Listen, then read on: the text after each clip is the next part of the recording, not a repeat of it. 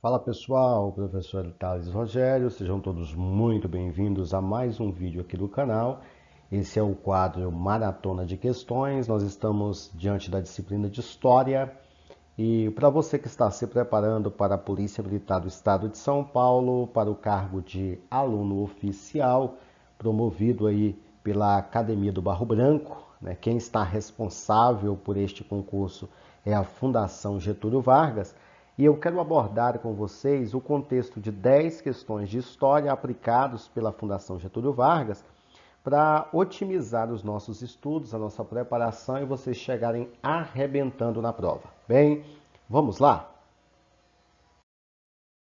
Primeira questão, FGV 2012, Polícia Militar para o cargo de soldado.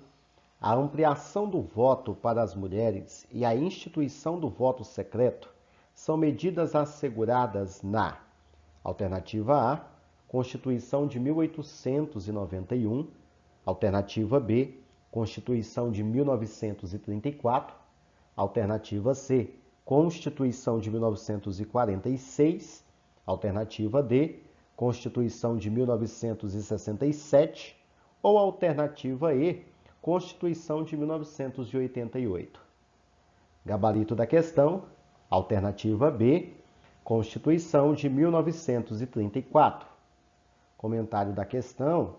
A Constituição de 1934 foi a terceira Constituição brasileira e a segunda da República, a que menos durou em toda a história do Brasil, apenas 3 anos. Como uma de suas características, incorporou o voto feminino.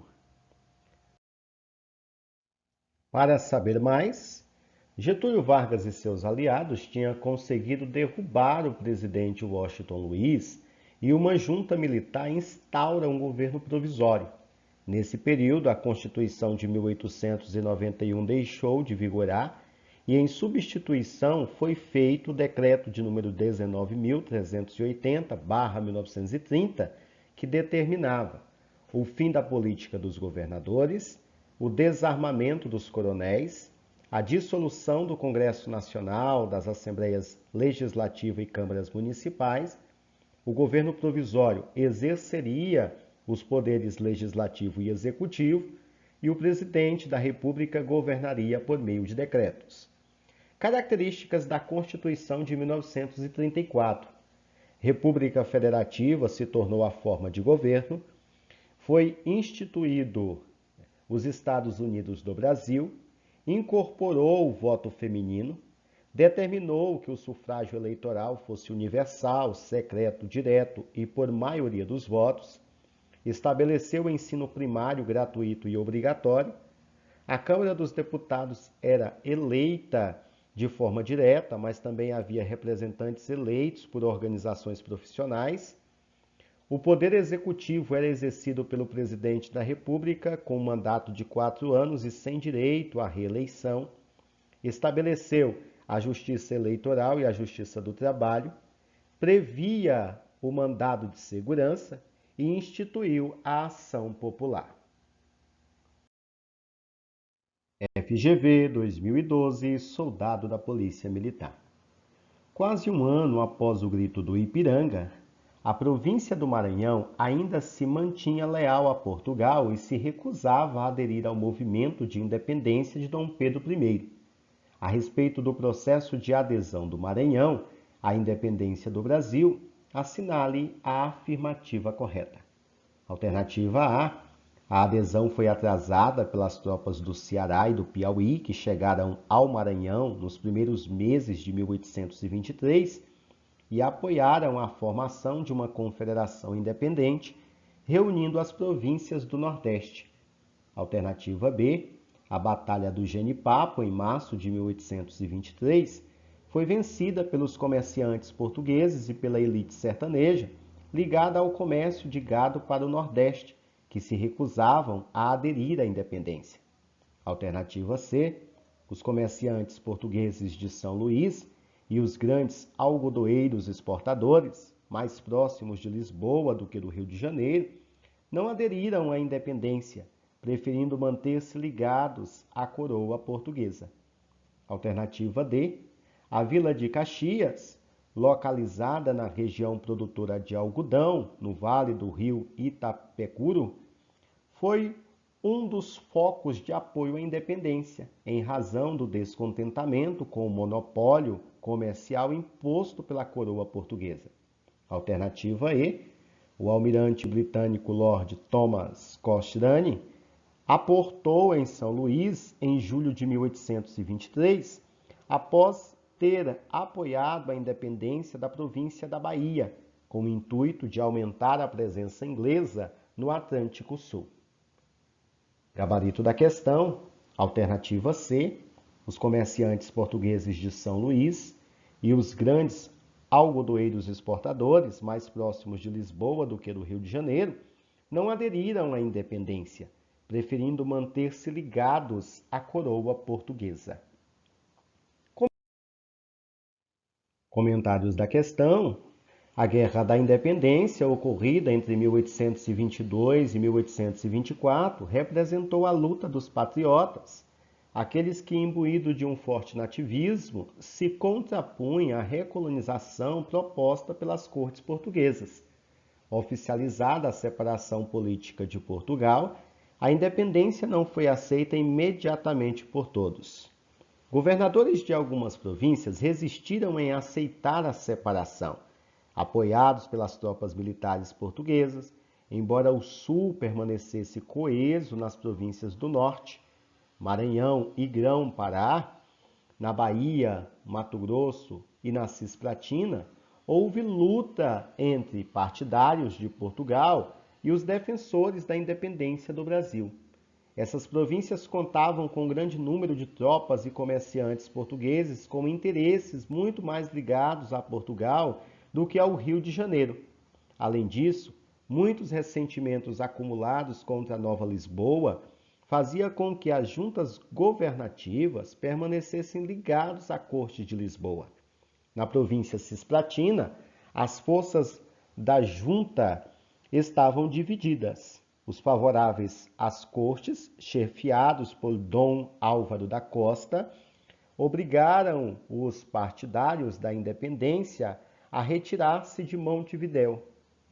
Após a vitória sobre as forças de Madeira de Melo, na Bahia, o almirante Cochrane enviou a Cisplatina 5 navios que bloquearam Montevidéu. Em fins de 1823, as tropas portuguesas foram expulsas. Com o término da Guerra da Independência, todas as províncias estavam incorporadas ao Império Brasileiro, o que, no entanto, não significou o fim das rivalidades entre as forças favoráveis a Portugal e os patriotas. FGV 2012, Soldado da Polícia Militar. Nas primeiras décadas do Brasil republicano, um dos problemas mais graves do sistema eleitoral eram as fraudes, as quais se referem à charge para a revista Careta, em 1927. A respeito da charge, é correto afirmar que, alternativa A, ilustra o controle político que os grandes fazendeiros exerciam sobre os eleitores, conduzindo-os a votar nos candidatos que apoiavam. Alternativa B, denuncia a falsificação das atas eleitorais com a alteração do número de votantes, resultando nas eleições a bico de pena.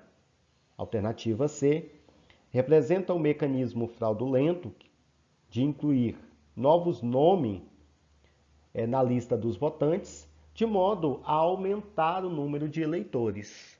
Alternativa D, critica o recurso conhecido como degola, usado para eliminar o candidato eleito considerado não idôneo, anulando sua eleição. Ou alternativa E, mostra a ação dos fósforos, isto é, das pessoas que assumiam a identidade de eleitores mortos ou ausentes para fraudar as eleições. Gabarito da questão, alternativa A, ilustra o controle político que os grandes fazendeiros exerciam sobre os eleitores, conduzindo-os a votar nos candidatos que apoiavam. Comentário da questão. O voto de cabresto foi a ferramenta utilizada pelos coronéis para controlar o voto popular por meio de abuso de autoridade, compra de votos ou utilização da máquina pública. As regiões controladas politicamente pelos coronéis eram conhecidas como currais eleitorais, sendo o povo coagido a votar nele ou no seu candidato. Eram verdadeiros espaços de mando e desmando, onde a decisão dos coronéis locais determinavam a ação da população. FGV 2012, Soldado da Polícia Militar. Observe a imagem. A imagem reproduz a capa do primeiro número da revista Imigrantes, um periódico informativo e de propaganda distribuído para os imigrantes que desembarcavam no Porto de Santos, em São Paulo. A respeito da imagem, assinale a afirmativa correta. Alternativa A, ela retrata a imigração europeia para o Sudeste, incentivada pela expansão da lavoura do café e pela industrialização nascente. Alternativa B, ela marca o fim da importação de trabalhadores africanos em função da abolição do tráfico e do processo de industrialização do Brasil, que requisitava uma mão de obra qualificada. Alternativa C, ela mostra o custeio por parte do governo brasileiro da vinda de imigrantes europeus para branquearem a nação. Alternativa D, ela representa o reconhecimento do Brasil como um mercado de investimento de capitais e, por isso, o fluxo intenso de investidores estrangeiros. Ou alternativa E, ela especifica que o Estado de São Paulo utilizava trabalho assalariado em que predominava a mão de obra de afrodescendentes. Gabarito da questão, alternativa A, ela retrata a imigração europeia para o Sudeste, incentivada pela expansão da lavoura de café e pela industrialização nascente. Comentário da questão. Na região oeste e nordeste de São Paulo, a terra roxa, o relevo, a altitude e o clima com estações de chuva e seca bem definidas foram favoráveis aos cafeeiros. As fazendas se reorganizaram para o plantio do café, construindo terreiros para a secagem dos frutos, tulhas para o armazenamento dos grãos secos, casas de máquinas, além das plantações e das residências das famílias do fazendeiro. Com a abolição da escravidão e em seguida grande imigração, desaparecem as senzalas e aparecem as colônias de imigrantes. Os imigrantes deixaram a Europa por problemas econômicos, os agricultores não conseguiam concorrer com as grandes fazendas e nas cidades, muitos não conseguiam emprego nas poucas indústrias que estavam se instalando. Vieram ao Brasil atraídos pelos fazendeiros que precisavam de mão de obra. Os italianos foram os imigrantes em maior número para São Paulo, quase sempre vindo marido, mulher e filhos, com várias idades. FGV 2012, Soldado da Polícia Militar. O lema da faixa "Trabalhador sindicalizado é trabalhador disciplinado" expressa com precisão o projeto do governo Vargas de o Estado arbitrar os conflitos entre capital e trabalho. Dentre as medidas listadas a seguir, assinale a que indica esse aspecto do trabalhismo de Vargas. Alternativa A, a instituição do salário mínimo e a regulamentação do direito de greve. Alternativa B, a consolidação das leis do trabalho e a regularização do trabalho infantil. Alternativa C, a garantia da estabilidade do emprego e a autonomia sindical. Alternativa D, a intensificação do controle sindical e as grandes solenidades cívicas do dia 1º de maio. Ou alternativa E, o regime de livre negociação salarial e a liberdade de associação dos trabalhadores. Gabarito da questão, alternativa D, a intensificação do controle sindical e as grandes solenidades cívicas do dia 1º de maio. O documento-chave que pôs em vigência todas as regras trabalhistas foi o Decreto-Lei de número 5.452, de 1º de maio de 1943, que aprovou a consolidação das leis de trabalho. Esse decreto-lei possuía 922 artigos e foi assinado por Getúlio Vargas e por seu ministro do Trabalho, Indústria e Comércio, Alexandre Marcondes Machado Filho. Vale ressaltar que outras medidas do Estado Novo passou a implementar a fim de reforçar o controle sobre a massa de trabalhadores. FGV 2019, Prefeitura de Salvador. As afirmativas a seguir sobre as cruzadas ocorridas entre o século XI e XIII estão corretas, à exceção de uma, assinale-a. Alternativa A. Foram o campo de ação dos cavaleiros templários que defendiam os lugares sagrados e as vias de peregrinação. Alternativa B. Tinham como objetivo libertar a Terra Santa da heresia cátara, principal ameaça à difusão do cristianismo. Alternativa C. Representaram a oportunidade de enriquecimento para o comércio das jovens repúblicas marítimas italianas. Alternativa D. Possibilitaram a conquista de novos territórios no Levante para nobres senhores feudais e cavaleiros.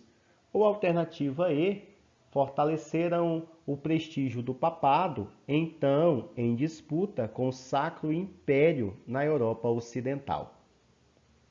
Gabarito da questão, alternativa B, tinham como objetivo libertar a Terra Santa da heresia cátara, principal ameaça à difusão do cristianismo.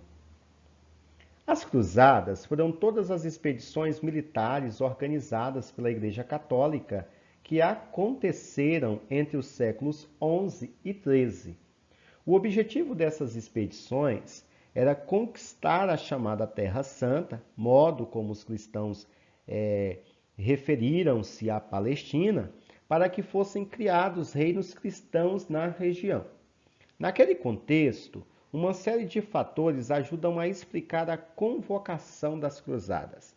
No caso da Igreja, especula-se que o Papa Urbano II desejava canalizar a atenção dos cristãos para combater o infiel, como uma maneira de reduzir os conflitos e disputas internas entre os próprios cristãos. FGV 2019, Prefeitura de Salvador. Em 1513, o rei português Dom Manuel recebeu em Lisboa um elefante branco chamado Rano, ofertado pelo sultão de Colchim. No ano seguinte, Rano foi para Roma como um presente do monarca de Portugal ao Papa Leão X. Era o primeiro elefante a entrar em Roma em séculos. Sob os impactos provocados pelos descobrimentos portugueses, assinale a afirmativa correta. Alternativa A. Limitaram-se à valorização do gosto pelo exótico, manifesto na circulação de animais desconhecidos. Alternativa B. Estabeleceram uma nova percepção da diversidade das culturas humanas e do mundo natural. Alternativa C. Foram empreendimentos exploratórios sem impactos culturais significativos. Alternativa D. Confirmaram a superioridade civilizatória dos europeus sobre os impérios da Ásia. Alternativa E. Forjaram relações harmoniosas entre os povos postos em contato. Alternativa correta, letra B. Estabeleceram uma nova percepção da diversidade das culturas humanas e do mundo natural. O elefante chamado Rano foi dado de presente ao Papa Leão X em sua posse em 514. O Papa e os italianos adoraram o presente, mas o bicho só viveu 2 anos. O saque de Malaca não foi total. A coroa portuguesa tinha planos para a cidade e esses planos dependiam de ela não estar em ruínas. O primeiro ato dos portugueses foi construir um forte, cujo portão ainda hoje é atração turística. A seguir, enviaram uma missão diplomática ao reino de Sião, com o que conseguiram iniciar seu projeto mais ambicioso. Sião deu aos portugueses as coordenadas e a permissão para aportarem nas Ilhas das Especiarias. FGV 2019, Prefeitura de Salvador. O quadro representa a visita dos 3 reis magos ao menino Jesus, em que o indígena da costa brasileira é retratado como rei mago, inovando a tradicional cena do relato bíblico. Sobre o projeto missionário português, assinale a afirmativa correta. Alternativa A: incorporou os nativos a fim de universalizar a religião cristã. Alternativa B: segregou os indígenas, relegando sua evangelização a ordens religiosas. Alternativa C: converteu os indígenas a partir de uma visão multiculturalista. Alternativa D: equiparou heresia e paganismo para submeter os povos autóctones. Alternativa E: negou a humanidade dos nativos em função de suas crenças politeístas. Gabarito da questão, alternativa A: incorporou os nativos a fim de universalizar a religião cristã. Comentário da questão: quando os europeus tomaram conhecimento dos territórios americanos, a Igreja Católica logo chegou a uma conclusão. Com a cristanização do velho continente, o diabo havia se refugiado no novo mundo e, por isso, era preciso combater Satã, convertendo as almas ingênuas dos indígenas. A tarefa coube aos jesuítas, membros da ordem religiosa Companhia de Jesus, admirados na época por sua capacidade civilizadora. As ações que caracterizaram a Contra-Reforma começaram a ser estabelecidas a partir da década de 1530, mas se deram principalmente após o Concílio de Trento. A Contra-Reforma é entendida por grande parte dos historiadores como um movimento de reação ao avanço do protestantismo no continente europeu. FGV 2019, Prefeitura de Salvador. Após a Restauração, em 1660, o líder da Revolução Puritana, Oliver Cromwell, teve seu corpo exumado e publicamente enforcado. Simultaneamente, amado e odiado, Cromwell foi visto por alguns como figura revolucionária, libertador do absolutismo de Carlos I Stuart, e por outros como um fanático religioso, um regicida, signatário da sentença de morte do rei, e por isso a encarnação do próprio diabo, como representado na imagem a seguir. A demonização de Cromwell e da República, feita pela nobreza inglesa do período da Restauração, visava criticar. Alternativa A: o aumento dos impostos sobre os puritanos instituídos pelo parlamento republicano. Alternativa B: o retrocesso dos direitos econômicos da burguesia durante o comando de Cromwell. Alternativa C: a instauração do sufrágio universal pela eleição do parlamento e dos ministros do período republicano. Alternativa D: o uso da religião como instrumento de defesa e ou de perseguição de lideranças políticas. Alternativa E: a aliança com outras repúblicas concorrentes, como Veneza e Holanda, durante o governo Cromwell. Gabarito da questão, alternativa D: o uso da religião como instrumento de defesa e ou de perseguição de lideranças políticas.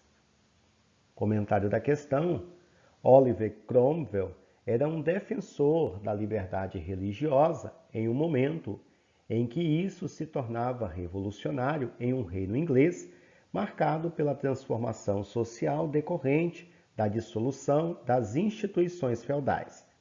Lutava também pela promoção, pelo mérito e não por nascimento, sendo que esta última beneficiava apenas a nobreza. FGV 2019, Prefeitura de Salvador. Leia o trecho a seguir. O que as monarquias do século XVII pretendiam não era tanto a centralização, mas o fortalecimento das suas dinastias, a imposição do princípio de autoridade sobre seus súditos considerados pouco obedientes e pouco cumpridores de suas obrigações, especialmente em matéria fiscal e na reputação na cena internacional. Reputação essa considerada impossível sem um exército vitorioso e temível. De acordo com o trecho acima, a autoridade régia das monarquias europeias do século XVII caracterizava-se pelo ou pela alternativa A, pactuação de interesses divergentes, alternativa B, consulta aos parlamentos das decisões dos reis, alternativa C, defesa das ambições da Igreja Católica, alternativa D, exigência de uma hierarquia social estrita, ou alternativa E, militarização dos aparatos de apoio aos monarcas. Gabarito da questão, alternativa A, pactuação de interesses divergentes. O surgimento da burguesia está diretamente ligado a alguns fatos históricos de extrema relevância. A queda da Idade Média trouxe um novo modelo de sociedade vigente, reconfigurando a política, a economia e as relações sociais sobre os indivíduos. A decadência da Idade Média trouxe uma série de movimentos que foram importantes para a reconfiguração da sociedade. A queda do feudalismo como sistema organizacional da sociedade é um exemplo, assim como a reforma protestante.